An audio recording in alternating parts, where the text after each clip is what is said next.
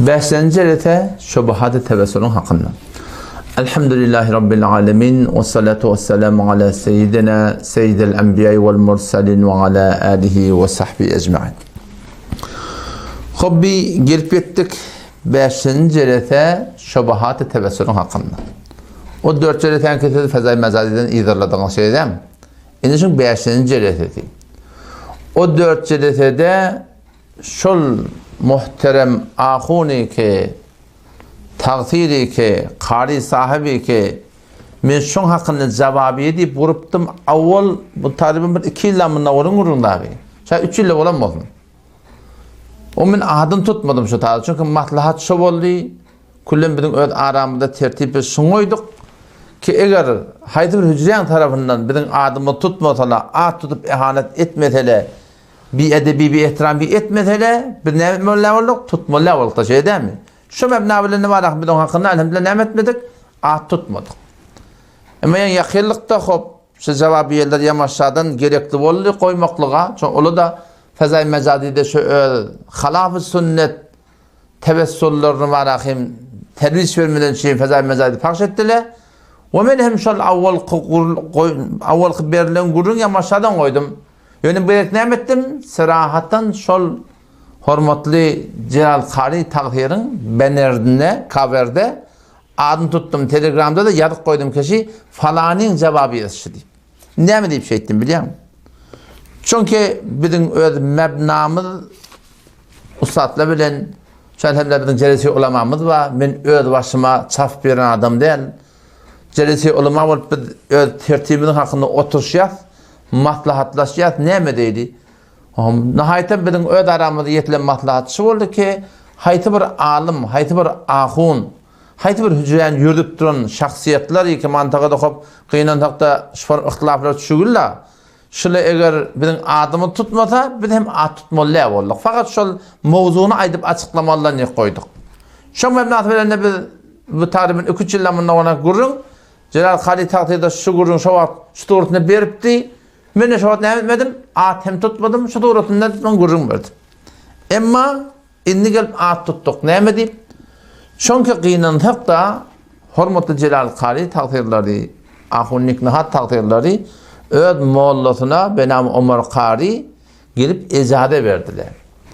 Ki bir günün içinde falanca post koyup yok ihanetleri edip ad tutup naud bile Vehhabi yine vurdat deyip şu tayden ne var akım ben yani ciddi tedirtişin yamaşan koyma olanına dedim kaberin üstüne dedim adını yadın telegramda dinlemedili ad yadılı Müslüman doğun.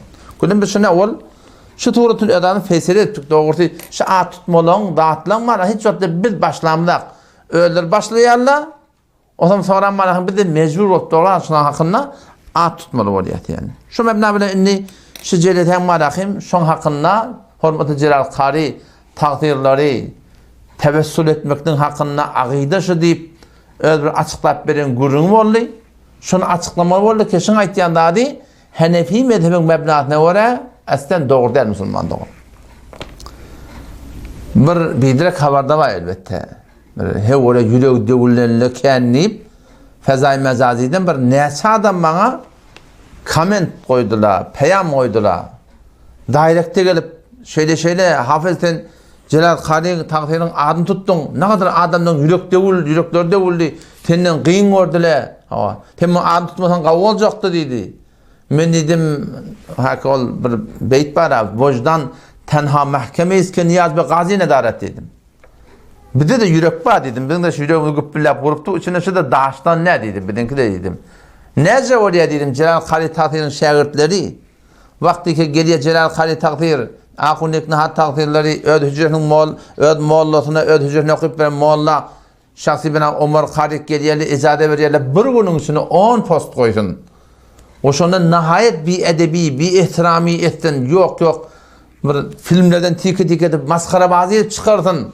Ona hiç de değil misin? Ona da değil misin? Ona icade verilen şey etmekliğe ama vakti bilen onlar nihayet ne kadar bir edebiyetler öyle gördün ki şeyden. Ne kadar bir ihtiram ettiler. Ne kadar bir edebiyettiler. Şimdi bir de mukabilinde gelip hormatlı Celal Qari taqdir şey deyiptir diyemede bir ecip bir vicdan. Men heyran qalyapsam ne yaparım vicdanı yaşa qoyanqa. Gelip barakım olun bir öz şagirdlerinin bir edebiyetinden narap bolan aklar. Heweten başka bir ahuna şey yaptırdın. Ne beyt yarımdan niye aytyan tapmaklık kıyım bolly. Emma öldürün kedegende barakım kullum barakım işborum. O da qalyalı biliyorsun. Türkmen ne mi diye? Isteyne o şey ödüne bas. Ötmese ketekabat deyiptir da. Musulman doğullam. Hormatlı Celal ahun. Celal Qari taqdirleri, ahun nikna taqdirleri, başka taqdirler. Qıyından taqdir edin aramda biz ihtilaflı düşürük. Hop, tebiyin edin, teşrih edin, açıklan, gurrun verin, aydın deyin. Hop, biz de şöyle iş edecek. Ama ağ tutmalardan el çekin. İhanet etmelerden el çekin. Kesir şen etmekten el çekin. Şıporum, öd moğluluğuna şuna meylestatı ecad etmekten el çekin Müslüman doğuldum. Ki siz sebep boluyarsanız, bizim şey etmekten doğru. Bizimki de tünkü et ya ahir. Bir de bu yola barakım şimdi ne oluyor biliyor musun? Sürmeli oluyor yani. Bir de yine yan ettim ha. Bir de yine kavki şey edem. Biz şu için bir ihtiram ettik Müslüman takdirlerin hakkında. Takdirler esen bizden adını tutuyatmayın. Tutuyatmış şu için. Siz yardım tutamdak değil mi? Ama bunu ne yaparım tutuyorlar? Bir başı o Vehhabi danlı. O dini satan, yeni burada satan, o Türkiye filmlerinden kesipten maskar vaadi çıkarıp o da adındaki cahilde dursun yani. Otan şu taydan muhterem Müslüman doğulam. Aslında o şey ödüne basmalı, ötmese keteka basma Müslüman doğulam. Bir tertip katı yanlış, ketir geliyen at tutuyorsunuz. İhanet ediyorsunuz, şagirdiniz ecale veriyorsunuz. Terdim ben şagirdim edene, ben şagirdim de deyip de denurlarına, ben barayın yanına takdir. Sen şu Ömer Qari sen şagirdin bolmasa, fakat bana antiçatın şeyler mene demek deyip aydanına da, şey deyip aydanda da şu bolya deyip bilimde müteessifanı kıyından takdir. Şu tanıdıklı Müslüman doğun, yürekler devliye hava.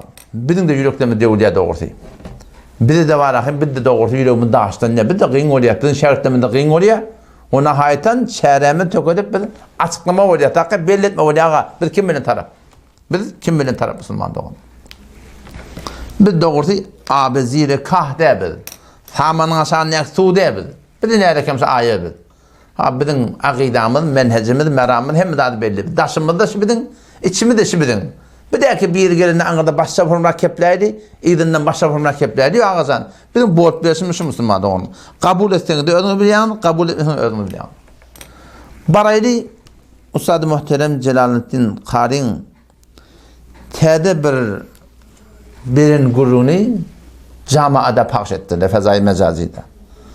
Şimdi ne bilin ki, ruhlun bolyan yerleri fark et yer deyip de şu suratında ruhlar dünya hede gele amali şuna meniş birsi mesailleri gurun veriptir. Onun üstüne de yine de bunun mesele de gelmeye deyip de ödaydıptır. Yani şunun üstünden bir hüküm şer'i sabit olmaya deyip aytiyarlar. Üstünden de şu elberen gurrunu İbn-i Qayyim rahmetullahi aleyhden, Allame Alusi rahmetullahi aleyhden de sahibi ruhul maniden de hevveri ulukon muteber ulemaları kepleri tutunayan adamlar deyip de orada ne ettir? At tutuptur şu elberin gurrunu şunun kitabından deli getiriyor. O dördüncü de gurrunun arasında ne mi diye? Hafız ayrılan adamların ruhu diye eşitip otuyor diye. Sırahatın şimdi ağzını attır yani. Ayrılan adamların ruhu eşitip otuyor diye. Hatta bir topar gelip de şahit diye bir evliya adamı diye hudaylıklı adamı yüz beyz botta gelip de görüntü amalayıp de bugünün de o pişirtir. O beşten ne? Fakat ahadislerden istidlal etti yerleşiler. Şimdi ben şu bunu açıklayıp vereyim size. Bilmedik adam bilene akla. Türkmen dürtmesen düğmer diye. Türkmen sağda millet. Meşlen evindeki oturuyan karatçılara rehmeyin ya doğru. Ağdın koyduğu otella. Şu aytiyanı var akım. Köp aytiyanatlar doğrudur ha. Ben onun şekim yok. Aslında Kur'an'ın vurun veriyor. Ama ne kadar ehl-i sünnet vel cemaatın mesailinin hakkında ağdın koyduğu otella millet bilen akşam ayet tip duran kefi kulun Hanefi mezhebi terkliğini. Baştan aydaydı. Men heyran qalyam şunun emelkardinden, şunun alperen sürgünden. Burada bolsa oňa bana Vehhabi diýerler. Emma vakti ki gelýärler bir mesele açıklamalı olanna, ata Hanefi mezhebin kitabı näme diýipdir, şöyle işi yok. Hanefi mezhebin fıkhı näme diýipdir. Hanefi mezhebin akide kitabı şunun hakkında näme diýipdir. Şöyle şunun işi yok. Delil taban akla, oylak bakýarlar. Evet Vehhabi diýip adamlar var da şunun. İbnül Kayyim rahmetullahi aleyhi Vehhabi bilýärler. Allama Alusin bir Hudaý tygylmakyň hakyna red edip dursaň ýa-gydyny, şonu Vehhabi bilýärler. Emma wagty ki gelýärler öz sürgünni, haýty bir ýerde bir tabanna yer ölçken falany diýipdir, falany diýipdir. Dedi ki ýa-ni howat olar Vehhabi diýýär. Näme ketdi bilen kitabyny bu istilahlada ýa-gydy? Şu bir ýerde ular hamur geň gurdun ýani. İn täçip etýän işlerden. Yer ölçkenem hadise var ya Allah. Şu Vehhabi'nin tertibi şey. Vehhabi şu Vehhabiyet bir tereke de hatta Kur'an'ın hadisini istilahlı şahsi edip haydi kitaptan birdak gördü şonu delil mukadip yörtýän adamlara şolara Vehhabiyet'in tertibi şeyler. Näme tapdy akylyna göre şu formalarını tefsir edip açıklap koyar yani öýde ýandan açıklaýar ýöne. Ama men geň gardy şunun bolup berse aýtýan kepleri birdak urýan töhmetler oňa birdak ama öz sürgünleri kıynandık da var ahim doğuşu Vehhabi'nin tertibi bolupdy. Her bir kitapta birdak görnüňde o maňa taňa deliller. Hatta Hanefi mezhebinde kitabynda her birdak gelende maňa taňa deliller. Muhakkik ulamalar şoň hakynda näme diýipdirler? Şonu ödemel Müslüman da onlar. Muhakkik ulamalar. Wa hatta muhakkik ulamalar näme diýerler bilýärmi? Aňyrda Bagdatda oturup bokup şoň ýetereke barjak diýip baragym şonu aýtmaň goýaldy. Aýtmaň goýaldy dogry. Zalika mimma yu'lamu ve yuktemu ve la yufta bihi diýip bara bilmeýän zat, bilmeýän zat ýani batyrmaly zat diýipdirler. Näme diýip? Çünki millet şoň ýene tereke, ýyşyň tereke gitjek diýip biziň fokalamy ne kadar batyryp goýupdyr Müslüman dogry. Kim hakyny geçen jehlimin gurununa aýtdym aşeýdem. Zenanaň jamaata gelmekligi mescide sırahatın hadisse gerekli. Bir hadisse, iki hadisse inçeme hadis gerekli. Ama Hanefi mezhebi ulamaları şun iyi teleka barjak, şun fesat bolugly, fitne bolugly kullen haramın hukmuna koyupdyr. Hesabet ne kadar akıllı bolmaly, ne kadar bilimli bolmaly bizim fokalymyz. Ki wagty bir jaiz zat, Bagdadyň iyi teleka barjak bolsa, şo näme? Şun ýygyny öwüne şun bağlap goýarlar. Kime bada şun iyi teleka baranmady. O bir geçenki 4 ýerde men görünmedim ýa hormat diýmeklik de kitapda Bagdad näme kitabda getiren adyma. Aslında hemişe gurunda eşdiýän ki şuna tebliğ edip bermeliler men dedim de bilýär, o delaýlar aýtdym men. Şiderekli şun ýetereke barsa baramany barýan ýerleri bar. Tebliğ edip bermeliler şun näňde derre üçkenem çakdylar hawarýan we Vehhabilik belli bolha ýuwaş aýtmalylar diýjek bolýar diýär. Endi diqqet ýana bilen. Şiçre bir adamlar aslında. Awal başdan muhterem Ustad muhterem Jilal Qari taqdirleri. Temel Hanefi mezhep diýmisiniz? Maňa jaý soňuz. Hanefi mezhep bolsaňyz näme diýip gelip mesale etiqadyda şo tebessül hakyny beren gurunda nämeden çürüm Hanefi mezhebin kitabyny agtyryp gurun bermeýärdiňiz. Tebessül diýerler falança form bolýar diýip öz aklyňyny öwütürüp şu suratyny falan hemsir gelip de gurun berýärdiňiz. Bunyň ulakan maksady näme bilýärmi? Şu ulakan maksatda şu Türkmen arada bir awal bir ýalňyşlykda bir yürüdilen tertipler var. Türlen aqideler var. Indi şol Türkmeninkini beher nehvi doğulacak bolýar şular. Türkmen şeriaty wara bolmaly şey dämi? Bu şeriaty şu qara şu Türkmene wara her bir kitapdan bir tapyp baragym şunu doğulacak bolýar. Ajip bir geň bat ýani. Awla şo aýtýan guruna bar edi. Ruhlan bolýan ýer fark etýär diýip baragym. O gidipdir ahadisden ötene. Ten gel Hanefi mezhebin kitaplarından, onu muteber kitaplarından göre näme diýipdir şoň hakynda? Men size okuyup bereyim näme diýerlerini. Maňa istilah etdiren kitap var aşlan. Ruhul Maani diýe şoň Vehhabi bilýärler. İbn Kayyim diýe şoň Vehhabi bilýärler. O näme diýip? Şoň Ruhul Maani İbn Kayyim rahmetullahi diňe bir Allah tygynmaly diýerler. Ewliýalar çağırmaly diýmeýär olar. Aslan diýmeýärler musulmanda. Hatta şu kitaplarının ruhun hakkını birisi açıklamalar verirler de olsa bir hiç ondan biranlardan gayrı çağırmalı demeyerler. Doğruca şirk deyip koyupturlar oraya Hudaý taqqat. Ya şirki meyleş deyip koyupturlar. Men aýdyp bereyim. Hanefi mezhebin ulamaları inelekem Allame Abdülhaylaknevi rahmetullahi aleyh Mecmu'atul Fetava diýip bir 3 tane cilt kitap var. Allame Laknevi rahmetullahi aleyh. Bir şahsiyeti ki şu Allame Laknevi'nin kenara goýsan Türkmenistanyň hüjrelerini bağlamaly ýördük bolmaýar dogry. Şu sıradan toraptılar şondan. Sonra öde Farsi toraptılar. ارواح mu'min ve kuffar ba'da khuruz beden qarargahına kojas. İmanlı adamların ruhları, kafirlerin ruhları ölenden sonra, dünyadan gidenden sonra şonun jaýlary nerede deyip sıradan toraptılar. Böyle bir kitabı görmeýärler, görmeýärler bu Müslümanlar. Bular maňa Türkmen Sarha Şerif taqdylar, teoriýaga çykmaýarlar. Böyle bir kitaplar görmeyeler doğrusu. O zaman şunu üstadışın açıklayıp aydıptır Müslüman doğan. Arabiyinden aydıp vereyin. Üstadı kullun ölük gidiyen adamların ruhlarını 5 bölükte aydıptır. Peygamberler deyiptir. Doğruca deyiptir, cennete gidiyor deyiptir. Fetakrucu min cesedihim. Cesetlerinden ruhlar çıktı mı hava? Doğruca deyiptir. Ve tekunu fil cennet deyiptir. Cennette var deyiptir. İkinciden ervah-ı şuhada deyiptir. Şehitlerin ruhlar deyiptir. O da cesedinden çıktı mı deyiptir. Eyni fi ecvâfi tayrin hudur fil cennet. Yaşıl kuşların karnının içinde doğru ruhların başına cennete gidiyor deyiptir. Ondan sonra ervah-ı muti'in. Umumi imanlı adamla şehitte ondan berde bula neme? Fi rabbadil cennet deyiptir. Cennetin deyiptir kenarına gödep duruyorlar deyiptir. Yani iyi bir çenakla fasıl cennetin nimetlerini gödep keyfiyetiye deyiptir.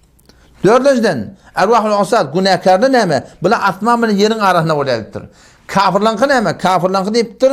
Kara kuşludan karnının içinde fissiccin siccin yani yerin aşağında bir yer var. Şu tadı bolaya deyiptir. Ne şey Hanefi mezhebin öyle. Fıkhi kitabında ki onun akide diyarlıptır. Şu Müslümanların sırahadan şu doğrultusunda geliyor. İdinlen na ve fil akadis seniyye fi menhecil ummal deyip bana onda da şu doğrultusunda en ervahul mu'minin fi sema'is sabi'a deyiptir. İmanlı adamların ruhları ha 7 kat asmanda bolaya deyiptir. Ha yandurun ile menazilin fil cennet. Cennetten şu tadı ne olsa şunu gödep duruyorlar deyiptir Müslümanların. O zaman çok koyamaz şılakıyla hakla şu datları sabit etme olanına Hanefi mezhebinin kitaplarının işi yok. Nereden burada tapıp qara şu Türkmenin arasındaki bir bozgulluk bir dören akideler var, adatlar var. Şonu qara şeriata var etcek var yerleşirler. İnanın kim sonra da İmam Rabbani rahmetullahi aleyhi. Hani o da bir hadislerde geliyorlar. Bu nauzubillah hadislere munkar ki yani hadisleri muhakkak ulamaların kabul etmeli. Ki varahım kabrine gidiyor, zadına gidiyor. Hadislerde geliptir da ruhları. Biz ona inkarımız yok. Yönü şunu fukahalan ayçına öğretsin böyle. Şehaddeki varahım kabrın üstüne geliyor falan etti. Biz hem kabul ediyor. Ama kabr diğerleri bu dünyanın alemde innel kabra evvele menzili min menazil ahirete peygamberin kabr o dünyanın evvel menziliptir. O şu daydan o da Müslümanlar şu gelip de varahım şu akidet idatları başka bir sürgünle gelip adam marifet etmeklik şey Hanefi mezhepten çıkmaklık Müslümanlar. Ondan sonra da görecek adam var görsün. Abi diyakun takdir Allah rahmet etsin ben yani. Şu Hudayın Bennetine tefsiri Abidide 3. cildinde 222. sayfasında 100. ayette Sure-i Mu'minun'a insan ölüp dünyadan gitti. İnsan bilen şu dünyanın arasında nihayette muhkem divar vardır. Cesedi kabirde bolar, ruhu bardak degan joyda bolar diye. Bardak diyorlar neme? Asman bilen yerin arasında bir mekanın adi. Ruhlar şu tadı var ya, cesedin yerde var ya, takdir, kabirde var ya, Müslüman doğun. O şun var, o takdir de hemen türlü aydan adı yok. Neredeyken Kur'an'ın ödünden şimdi sabit ettir. Ve min veraihim berzahun ila yevmi yub'asun. Şunlardan ülküt yeri, şunların öğlerinde berzah var. Berzah demek perde var. Ul qaytacak otana, şunlar Müslümanların izade verilmeyelim. Yani neredeyken bartan koyduysanız 95. ayet Sure-i Varahim yankı Enbiya'dan ve haramun ala qaryatin nehleknaha ennehum la yerci'un. Allah Teala kullanmaz memnun ettik diye. Onları ki biz helak ettik diye onlar yerine uğurlup gelmeye dedik Müslüman doğan. Ya Allah Teala Sure-i Mübareke Zümer'de 42. ayetinde Allah da şey diye. Allahu yeteveffel enfus. Allah canlar alya Hasan hine mevtiha ölecek vaktında yine bir canlar alya vakt var. Velleti lem temut fi menamiha. Ölmedik adam can Hasan alya uğudal niye diye. O ne mi diye? Feyumsikulleti qada aleyhel mevut. Ona demek ki yatanla cananlıptır. Yatanda canın çıkıyor diye de. Şun diye saklanıyor şu deyiptir. Şu canı ki yatanla alınıyor, vakti dolanmadı, şu saklanıyor deyiptir. Vakti dolmadı o neme? Ve yursilul ukhra ila acelin musamma. Vakti dolmadı ya mesela iyi veriyor. Yani her gün bizim canımız çıkıptı, giripti. Bir gün ihtimalken canımızı uykuda alınandan konu Hudayn alqadın feyumsiku. Allah da şunları saklıyor deyiptir Müslümanlar. Hudayn saklanını kim izni vermeli? Meğer Hudayn öyle vermedi. Hudayn saklanını kim vermeli Müslümanlar? O zaman siz şutaydım ha, şey 3 tane adres var. Sure-i Mu'minun 100. ayet. Sure-i Enbiya 95. ayet. Sure-i Zümer 40. ayet. Siz gidin muhtelif tefsirleri koyduğun müfessirler şu ayetin matihatinden muhteber müfessirler ne deyiptir Müslüman doğun. Ondan beri de yani kim? Şu kitabı var ya El mu'temed fil mu'takat diye de şuna. aqidati kitaplamın bilir.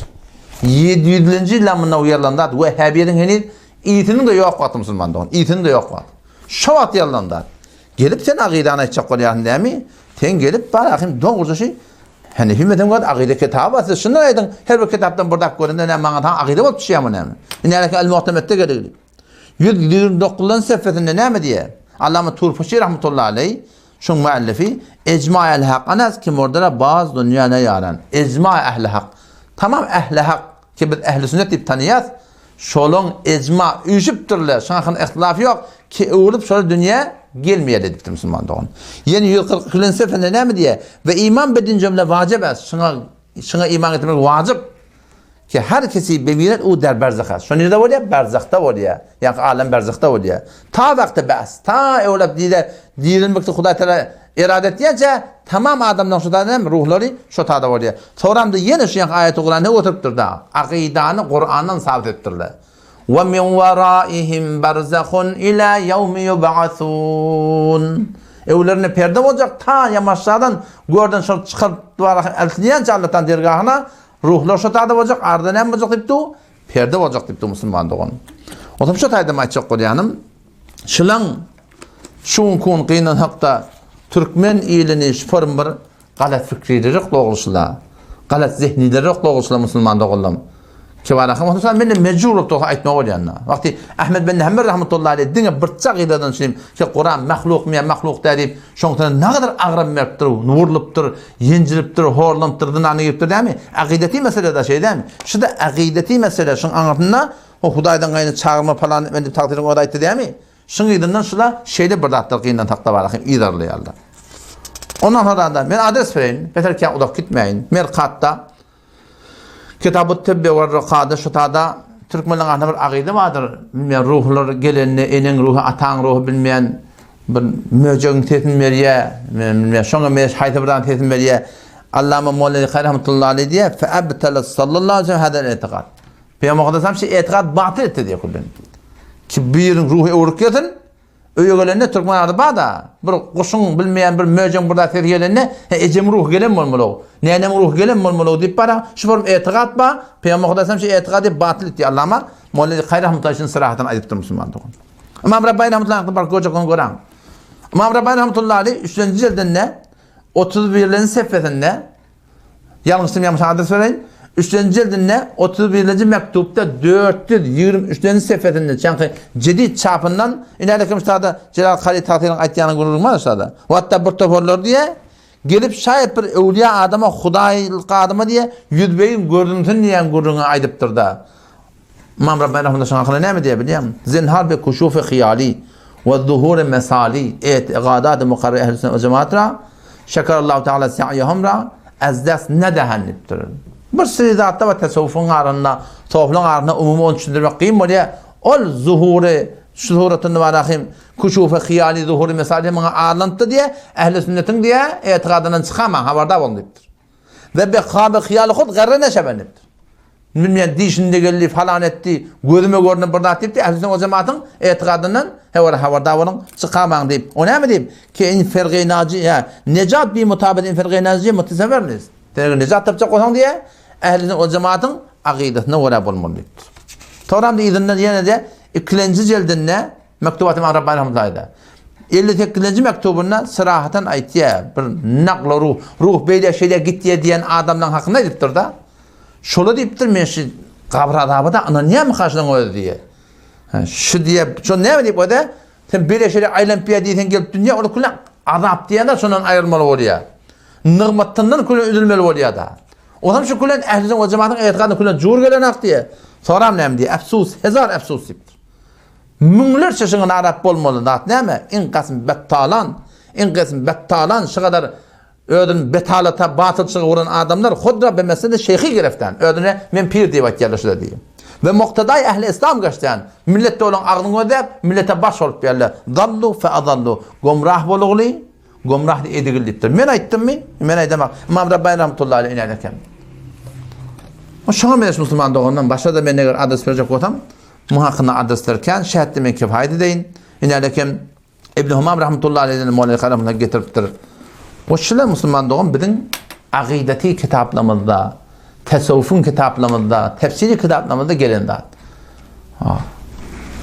Hem işimin tertibim yadımda şeyler oldu yani o da.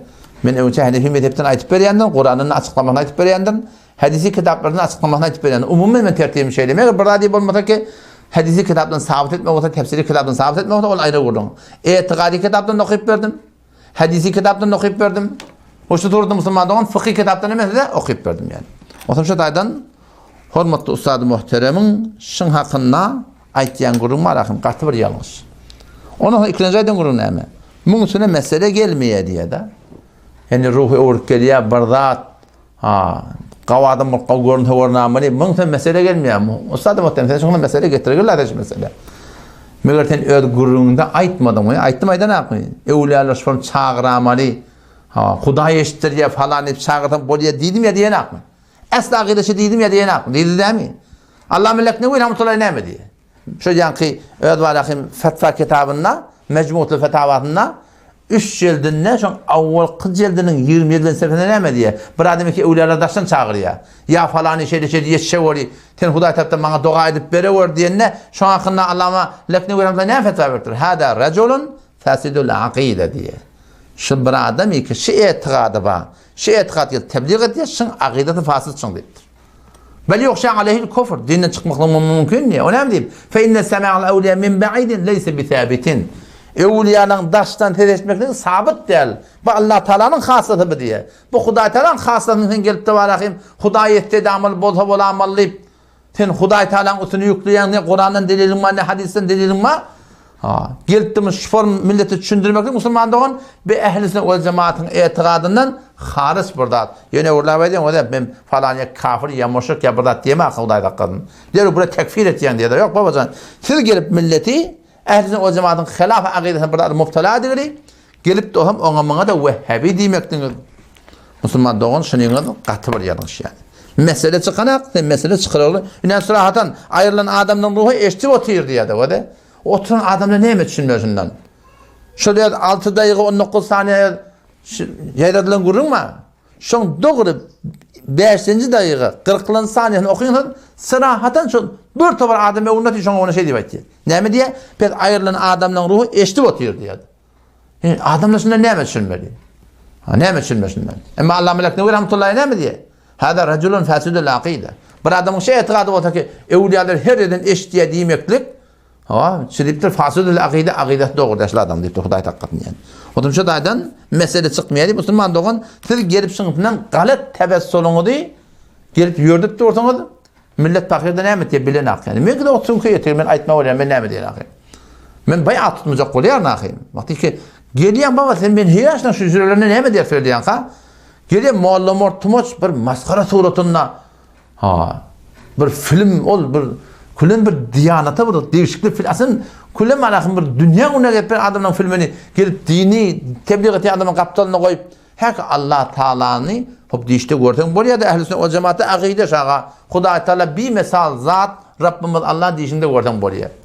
Raddul Muhtada'da gerekli en şeme kitaplardan gerekli eğer delil verip koysa iverme olsa mesela var akım fazla mecaziden ivereyin. Gel koyacak da koykodayın. Ama açıp da şun muallası şunu ben heyran ne mi orun diyen karşılara geliyor rahatça klip koyya, post koyya. Ki hamanı kullen marahim Hudaý Teala'nın dişini görmekte Vehhabi'nin akideti diye. Men vaqan təəccüb etdi ortaya. Yani sadece bir akideti zadi gelip bilmeli. O da bir ulaqan hücreden qatı bir qiyyin yani bir yağdaya bir düşüyor. Ondan sonramdan. Bir tane gelip İbnül Qayyim rahmetullahi aleyh'den atıptır. Ruhul Maani, Allah Ma'alusi rahmetullahi atıptır da sırada etiye ulaqan mu'teber ulamalar keplerde tutulayan ulamalar diye. Hop, Ustad muhterem. Sen eğer İbn-i Qayyim rahmetullahi aleyhi kabul ettiyen modan, Allama Alusi rahmetullahi kabul ettiyen modan, şu Ustad şagirtçılar, ikisi Ustad şagirtçılar. İne lekem, Ustad muhterem, Jilal Qari taqdirleri. Men ten doğrusu adım tutmak niyetim yok. Ama vakti ki geldiğiniz şagirdiğiniz şu form ihanet etmekten icazet verdiniz. Men hem doğrusu ihtiram ben tutma olaysan atlamam. Her kim halan yollarında bir näme deydi. Türk mesela şeyler yağdaya düşüyor. Her kim intikab etinde, intikab azat da şey değil mi? Azat, intikab azat ağa. şu turatını gelip ihanet ettir yerine bir ihanet etmeyecek cevap veriyor. Millet öyle şankın inşallah kızavet eder. İnalekum ustad muhterem, hurmatlı Celal Qari takdir. Seni kimin Allah'ıma alusini kabul ettiğin niyet yaratan, hemen okuyup verin. Gidin Müslümanlık olan görün. Yok bolsa tüf sen güdüğünü diyeyim Allah'ın. 35. ayet. Sure-i Maide. Vebtegu ileyhil vesilen. Eteceğin bardan okuyun. Allah'ıma alusi rahmetullahi aleyhi neyme diye. İnnen nâse kad ekteru min duayı gayrillahi teala minel evliyâil ahya minhu vel emvâl ve gayrimin. Adamlar deyiptir şu evliyaların diğertini, ölüğünü çağırmaklığı deyiptir, beter köpetleşin deyiptir. Ne yaparım? Mesela ya seyyidi falan, ağit ney falanı, başlık bana yetişeveri. Şunu menesatır adam bana köpelügülüye. Ve leyse dâlike minet tevassul mubah fi şey deyiptir. Celal Qari yapsın görünmürtü, şey diye bayitsan, Huday ona yetiştiriye falan diye bayitsan, asla aqideci deyipti, bu ne deyipti onlarına? Ve leyse dâlike minet tevassul mubah. Aslında hiçbir doğruda ateşi deyipti Müslüman doğru. Aslında tevessülü bana layıkta ateşi deyip. Ve layıkı bihalil mu'min. Mu'min adam. Ne etmeli? Şuna layık şey, gelecekli şey. Adamet tefevvuh bidâlike deyip. Şeyde burada da ağını almasınlık. Ve la yahume havle hamâ. Qoruq yarınma teorinin barmasınlık. Ve kad addehu unasun minen nas. Minel ulema şirken. Ne kadar ulemalar şuna şirk divaydıktır diye. Yani şey ya falanı çağırıp sen etiqadın şu olsun ki evliyaları Huday yetiştir diye. Şuturatın etiqad tapmaklığı men onu çağıryan o da var Huday çağırsan o Huday şutunu yetiştiriyor demeklik. Ne kadar ulemalar şuna şirk deyiptir diye. Bu şirk yapılmaz ve huve karibun minhu. Şuna yakınacak şey deyiptir. Ve la ara ahaden mimmen yekulu zalike. Hayır hiç adamın görmedim diye da. Batı bir adam diri evliyan çağırıyor. Ya ölü evliyan çağırıyor diye. Şöyle ne yapmadı? Şey etiqadı var diye. Ya'taqidu etiqadı var ennel med'u. Şu çağırlayan var akıyım. Şol ya'lemul gayb. Gaybi biliyor bir etiqadı var diye. Ev yesma'un nida. Ya men çağıramda gıyıramda tedim eştiye bir etiqadı var diye. Ve yakdiru bi zati ev bil gayr. Ya öde eştiye, öde kadir öz zatı bilin ya. Begayr var akıyım öz suratında kadir diye batiyarlı diye. Kavaş o zaman peyda veriyor, dadet diye. O suratında var akıyım şunu çağırıyorlar. Ve illa lema da'aha ve la fetaha fahu. Eğer şey etiqat olmaha diye herkes çağırmar onu ya. Şeyden. Bir adam birini çağıranı şunu bir etiqat bulup çağırıyor ki yetişiye, eştiye falan ettiye. Onu delil olma, onu Huday'ı yükletin, Huday'ın boynunu oklatın biliyor musun? Subhanahu ve Teala. Bila teşbih. Toram da diye ve fi zalikum bela'un min rabbikum azim. O lokamır fitne başında deyiptir. Gelip şeyde burada tebliğ etmektir. Fel hazm et-tecennub an zalike deyiptir. Şeyde burada adam qatı öğren çekmedi diye. Hurmatlı Celal Qari takdirler. Hene eğer Allah'ıma alusini kabul etdiyen botan. Kefe kabul edilen adam diye kabul edilen botan. Kef tutulayan adamlar diye kabul edilen botan. Muteber ulema diye kabul edilen botan. Ne diye? Fel hazm et-tecennub an zalike. Şeyde burada adam öğren çekmedi deyiptir. Bir de şu aşı evliyalar çağırıyor. Nağul billah kafir ya müşrik ya burada tip durumda Müslüman doğun. Şey etiqat doğru de. Şuna şirk diyen ulemalar var. Baba etmeyen şunu bir şu şoxi gurrun diye şey. Şunu biliyor musun? Şu şoxi gurrun diye şey. He vakti bir kaptan da şirk doğdu, bir kaptan da tevhid oldu. Sen ne bilip ulemaların ihtilafı olduğunu gurrun. Sen şu kaptan yapıp şu kaptan tebliğ etmez seni. Huday hakkını yani. Onun falan ne? Ve ademut talebi illa min Allah Teala. Dine Huday'dan dilemelidir. Allah el-kavi, el-gani, el-fe'alu lima yurid. Şeyde bir Huday'ın var. Rabbimiz ve Allah Celle Celaluhu bir mesaldat, hem yerde bazat, girip de şunun kaydını dilemeklik ve ne kadar bir zulüm biliyor, ne kadar zulüm. Toran diye hadis getiriyor Estad'a. Ki bir münafık diye imanlı adamı edet derttir diye. O zaman ola diye yani kıla mümin adam, sahaba barıp yürü gidecek Resulullah'ın yanına, Resulullah'ın kömeğalarını Peygamber'in yanına götürürler diye. Ne alem esbabda han hedafeten, alem esbabda. Şunu Peygamber Sallallahu diye diye onlara şöyle innehu la yustagatu bi. İnnema yustagatu billahi Teala. Menden kömeğalmanı Allah'tan kömeğalmanı diye. Şu da Peygamber Sallallahu şuna itti diye de şuna. Ona sonra ne diye? Lem yeşuk fi ennel isti'ane ve sabil kubur. Onlar şunu şek etmediptir. Ki valakim kabrın eğerlerinin kömeğalmaklık. Bak dua ettiğimektik. Hatta şu kabrın düğümünden o daşından ki vavoyla ola ki bir beter bir hakikatten daş kurun ahi. Oli ki evet nığmatı bile meşgul. Oli ki evet nağul billah şeyle adabı bile meşgul oldu. O şu tuğratını şeyle berdad etmektik. Emrun yecibu ictenabuhu diptir. Şu bardadi kişinin katı gövlen çekme diptir. Ve la yeliqu bi erbabil uqul irtikabuhu. Akıllı adam şeyle bardadi etmeli diptir Müslüman doğun. Kabrın yakınının kurduğun. Kabrın daşından ki Allah melek neveyin fetratını ben verdim ha. Kabrın yakınının şeyle bardadi akıllı adam etmeli diptir. Ki bak kabrın başında şey falan hemen dua ediyor falan ediyor. Şeyle bardadi Müslüman doğun sünnetten sabitte. Hanefi mezhebine dollamalarını Allah melek Şami rahmetullahi aleyhin Reddül Muhtar'ın eteğine Allame Rafi rahmetullahi aleyh tekrar Rafi'yi de sırahatın şunu aydık koyuptur yani. Ve la yekulu ya sahibel kabr. Bar kabrın başına ey kabrın eyeti. Hava. Mana dua edevori, mana şefaatçi bolavori falan falan bolavori. Esen dimetin dipti Müslüman doğun. Hanefi meden fıkhında gelen görün şu gurrun. Doğru aydılan gurrun ne ba, dilin gurrun ne ba, semama otanakın tefavutu ray ba. Hava. Bir de onun gurrun mu diyor. Emma aydılmar gurrun mu, aydılmalla gurrun mu Müslüman doğun. Fetva bilmildat da bilmilladat da. Onun soramdı diye üstada ne? Lakin üstada hatta bir toparların taqsirini aytan Kur'an çok koyan. Bir toparlar gelip diye şayet bir evliya adama diye yüzbeydi görüntü suratında diye bir hayti yağday bolsa bolamalı diye Kur'an aytıptır da şey değil mi? Hormatly Jilal Qari taqsirler. Teneger Allama Alusin kabul etti ama Müslüman da ne lakin kefin evurda al bir topar milletin ondati eti kıyametine nem cevap verecek. Eti kıyametine nem cevap verecek Xuda Teala. İnne lakin o da ne diye? Ve kad yetemettelu şeytan niptir. ولا يغرنك أن المستغيث بمخلوق قد تقضى حاجته. Bir adam diye falanın çağıranı diye, on iş bitenini diye mınaten mağrur olma diptir. On işi bitti diptir, bundan diptir, kaygısı olma, ha doğulana da on yetişa yer deyip etiqadım olma, olakam fitneşi diptir. O ne yaparım? وَقَدْ يَتَمَتَلِ الشَّيْطَانِ لِلْمُسْتَغِيث. Şeytan şu çağırlayan adamın şeklinde bolup diye şol adamı görünüyor diptir. Kim aydıptır? Allame Alusi rahmetullahi aleyh. Taqsirini kabul ettiğin tefsir değil mi?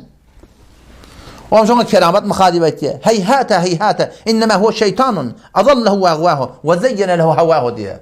Daşta haqiqattan diye. Bu da şeytan geldi diye şunun suturatından ağlıqlı, gumrah edildi, yoldan çıkarıldı diye Huday taqqatın yani.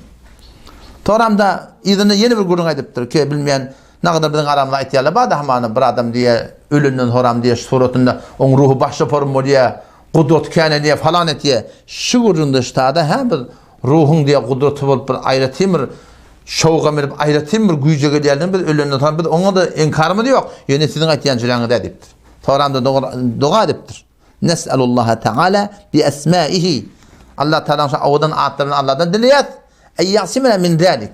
Şeyli bir zaten bir qoruysun diye Müslüman doğun. Ve netevesselu bi lütfihi. Allah'ın lütfuna tevessül ediyet. Eyyesluke bina ve bikum ahsanel mesalik. Bildiğiniz behterin tariqalardan emeti Müslüman doğun sorunu yürüsün deyiptir. Otum şu taydama Müslüman doğullum. Qiynan taqda var ahim. Şılan şu aqide deyip suratına tebliğ ettiyen dağıtları şu suratına Hanefi mezhebe ters. Hormatlı ustad, muhterem ustadları her birinin var. Doğrusu men hiçbir adama bir yamallığım yok elhamdülillah. Yüreğimde kine kuduretim yok. Bana yamallap telekeçilik edip şu suratında yok görgün başıma getiren adamdan da hakkında men yüreğimde de men kine saklap başaramak doğrusu. Yürek menem yakıdatta men yüreğimde kinem yok. Hiçbir adam hakkında elhamdülillah vel minne. Zalikel fadlu min Allah. Allah'ın fadlından doğru ben öyle oturmak.